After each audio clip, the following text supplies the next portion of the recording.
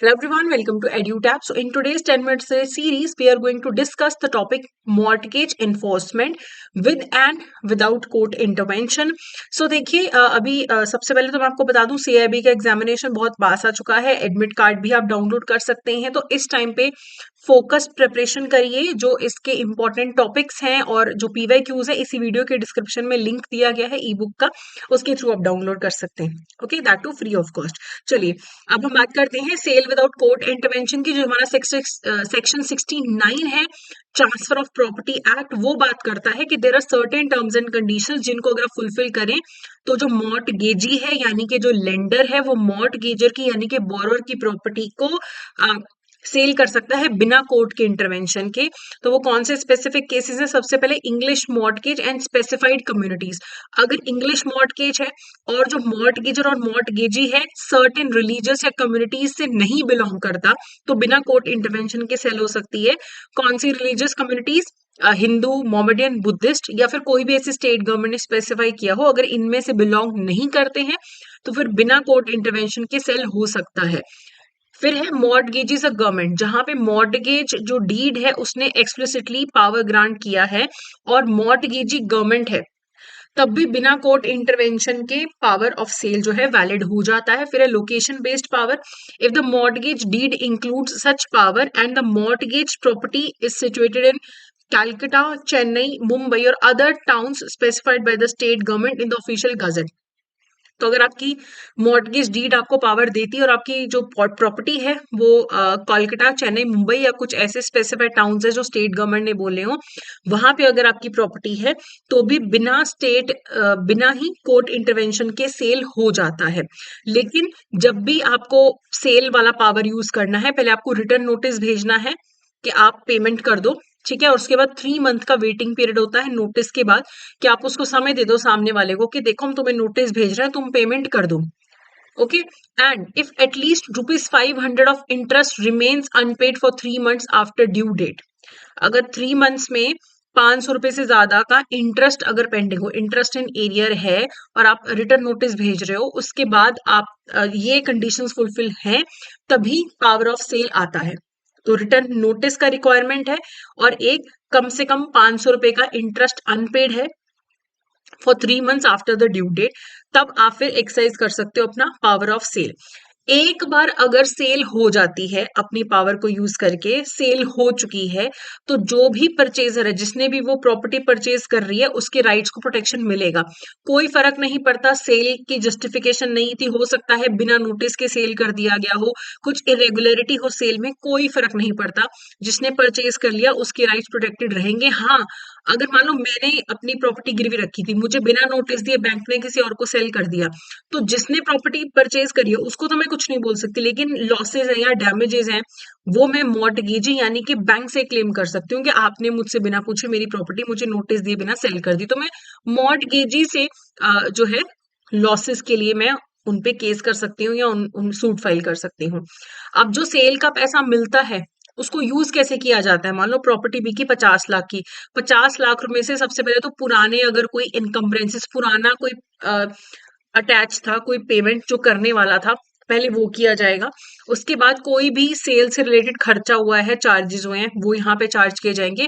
फिर मॉर्टगेज का जो पैसा है, जो लोन का पैसा है, वो रिकवर किया जाएगा। उसके बाद जो पैसा एक्स्ट्रा बच जाता है, फिर मेरा घर बिका है, कुछ एक्स्ट्रा पैसा बच गया तो वो मुझे वापस मिल जाएगा। अगर पैसा कम पड़ गया तो I still be liable to pay the remaining amount. फिर there is enforcement of mortgages through court.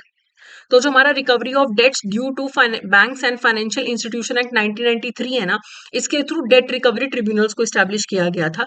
तो जहां पे लोन का अमाउंट 20 लाख रुपए उससे ज्यादा का रिकवर करने का है, तो वहां पे आप DRT जा सकते हो। इससे कम का अगर अमाउंट है, फिर आप कोर्ट के थ्रू अपना पैसा रिकवर कर सकते हो।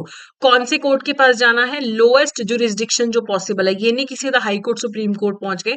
जिस लोएस्ट केस में कोर्ट में आपका केस जा सकता है, वहां पे आपका केस जाना चाहिए है। जहां पे प्रॉपर्टी है वहां का ही आपको कोर्ट के पास जाना है, ये नहीं कि मुंबई में प्रॉपर्टी और आप दिल्ली के कोर्ट के पास जा रहे हो। और all subsequent mortgagees must be included as defendant. देखो, अगर एक ही प्रॉपर्टी को मल्टीपल जगहों पे गिरवी रखा गया है, तो सभी को इंक्लूड करना है एज अ डिफेंडेंट। ओके, एक ही प्रॉपर्टी को अगर बार बार सब्सिक्वेंट जितने भी मॉर्टगेजेस है जिनके पास भी गिरवी रखा गया है उन सबको केस में शामिल करना है। कई बार ऐसा होता है मल्टीपल मॉर्टगेजेस, एक ही पर्सन ने, मान लो मैंने पहले बैंक से लोन लिया 15 लाख का, घर गिरवी रखा, फिर 10 लाख का लोन लिया, अपना प्लॉट गिरवी रखा, तो ये सारा एक ही केस के अंदर शामिल हो जाएगा, एक ही केस बन जाएगा दोनों का। अगर हाँ सेपरेट अलग कोर्ट अलाउ करता है कि दोनों का अलग अलग केस होगा, अलग बात है। अदरवाइज अगर 2-3 लोन दे दिए, 2-3 प्रॉपर्टीज बैंक के पास मॉर्टगेज करी है, तो सबका एक ही केस होगा। ठीक है, और यहाँ पे पर्सनल कॉवेनेंट होता है, यानी कि मैं पर्सनली लाइबल रहूंगी उस पैसे को चुकाने के लिए। अगर लिमिटेशन पीरियड के अंदर अंदर मुझ पे केस किया जाता है तो आई बी पर्सनली लाइबल टू पे दैट मनी, चाहे मेरी प्रॉपर्टी से पूरा नहीं रिकवर हो रहा, मैं पर्सनली लाइबल रहूंगी। तो सबसे पहले तो कोर्ट जो है प्रीलिमिनरी डिक्री पास करेगा, जिसमें मुझे डेडलाइन दिया जाएगा कि भाई पेमेंट कर दो। फिर फाइनल डिक्री होगा, अगर मैं फिर भी पैसा ना दे पाऊं तो फिर मेरी प्रॉपर्टी को सेल कर दिया जाएगा। और कई बार तो जहां पे कोर्ट ऑर्डर पास कर देता है, अटैचमेंट की जरूरत नहीं होती। अटैचमेंट ऑर्डर में क्या होता है, पहले कोर्ट आपकी प्रॉपर्टी को फ्रीज करता है, फिर उसे सेल किया जाता है, लेकिन यहाँ पे जरूरत नहीं है, सीधा आपका बिना अटैचमेंट ऑर्डर के डिक्री हो जाता है एग्जीक्यूट के सेल कर दो इसको, अटैचमेंट फ्रीज करने की जरूरत नहीं है। अब तो हमारे पास सरफेसी एक्ट भी है, अगर जो लोन का अमाउंट है वो 1 लाख रुपए से ज्यादा है तो लेंडर सरफेसी एक्ट के अंडर, अगर वो सिक्योर्ड क्रेडिटर है तो वो सरफेसी एक्ट के थ्रू भी इंटरवेंशन कर सकता है। तो बिना कोर्ट जाए, बिना मॉर्टगेज का टाइप देखे, अगर सरफेसी एक्ट में 1 लाख रुपए से ज्यादा का अमाउंट इन्वॉल्व है लोन में, तो सरफेसी एक्ट के थ्रू बैंक एक्शन ले सकते हैं, कोर्ट जाने की जरूरत नहीं है। ठीक है, और 20 लाख रुपए से ज्यादा का अमाउंट है तो आप डीआरटी भी जा सकते हो, सरफेसी एक्ट के थ्रू भी एक्शन आप ले सकते हो। सो अब इसके क्वेश्चंस देखने से पहले I would like to inform you कि अगर आप सीआईबी एग्जामिनेशन के प्रिपरेशन करें for the November December cycle, तो आप फिर सीआईबी का मास्टर कोर्स ले सकते हैं एड्यूटैप का, जिसमें आपको रिकॉर्डेड क्लासेस मिलेंगी पूरे कोर्स की, live classes, notes, test series, सब कुछ मिलेगा। लेकिन अगर आप अभी जो एग्जाम होने वाला है जून वाला, उसके लिए प्रिपेयर कर रहे हो, तो आप हमारे सुपर क्रैश कोर्स में एनरोल कर सकते हो, जिसमें आपको 40 लाइव क्लासेस मिलेंगी, नोट्स, टेस्ट सीरीज, पीवाईक्यूज भी मिलेंगे, और अगर आपकी क्लासेस जो मिस हो गई हैं आप उनको रिकॉर्डेड वर्जन भी देख सकते हैं। ओके, तो इसी वीडियो के डिस्क्रिप्शन में लिंक है कोर्सेज का, उस पे आप जाके भी एनरोलमेंट कर सकते हैं। तो क्वेश्चन देखते हैं, under which of the following circumstances can a mortgagee sell the mortgaged property without intervention of the court? When there is a simple mortgage, no, ऐसा कुछ नहीं है। ठीक है, when the mortgage is when the mortgage is an English mortgage and neither party belongs to specified communities, ये सही है।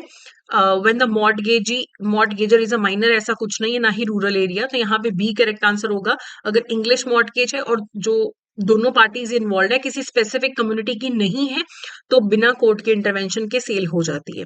अगला क्वेश्चन है, a mortgagee can exercise the power of sale without court intervention without court only after filing a notice with the registrar's office, serving written notice and waiting for 3 months in the case of default, taking permission from DM या making a police complaint। तो कुछ नहीं, एक return notice जाता है, 3 महीने का time मिलता है, 3 महीने में भी अगर पेमेंट नहीं होता है तो फिर प्रॉपर्टी को सेल किया जा सकता है।